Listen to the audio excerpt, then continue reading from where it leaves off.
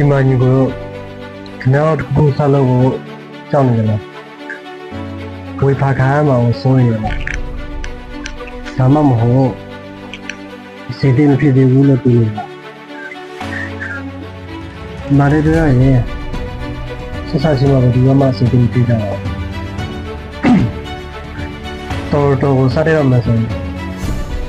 အခုမှတို့ချင်လားဒီလိုပဲYouTube ဗီဒီယိုတစ်ခုထားလို့ရမှာဆိုရင်ပထမဆုံးဗီဒီယိုက share ရတယ်ခြေစားဆောက်ရမယ်ဆိုရင်ပထမဆုံးနေ့ရပြင်ပါဆိုဘာဖြစ်လို့လဲဆိုတော့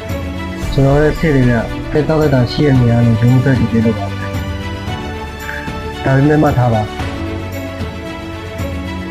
ကြီးကျယ်တဲ့အောင်မြင်မှုတွေအားလုံးအဲ့ဒီကြောက်ရွံ့မှုတွေကိုကြော်ထားပြီးနားရတဲ့ပထမဆုံးချိန်လာပြီးပတ်ပြီးခင်ဗျားမတော်သေးခင်မှာအခုခုစားလို့မသိဆိုလေးလဲစားလိုက်ပါအမားရကျူလာရင်ဒီလဲပါခြေလားစားမှလဲကြရင်ပြထားပါအတိကကတော့ခြေလားတွေမြည်လည်းဟုတ်ပါပဲအဖြစ်ဖြစ်နဲ့ခင်ဗျားခြေလားတွေကပုံပြီးခံမလာပါနဲ့ဒီနေ့ခင်ဗျားလာရဲ့ခြေလားပြင်းနေရမောင်ငန်းနေ့အကြံမှာခင်ဗျားဘွားရဲ့ဟိုးမြစ်ဆိုရောက်အောင်ပို့ပြပါခက်ခဲစွာခြေလားအစားအဲ့ဒီအစားကိုခင်ဗျားကြောက်ထားနိုင်ပြီဆိုရင်ဘာမှကြောက်ကြမှာမဟုတ်ဘူးအခုပဲစတင်လိုက်ပါ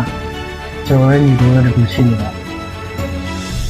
ခက်ခဲဆိုတာနေရာထဲမှာရှိတာအဲ့တော့ဘာမှကြောက်ကြမှာမရှိပါဘူး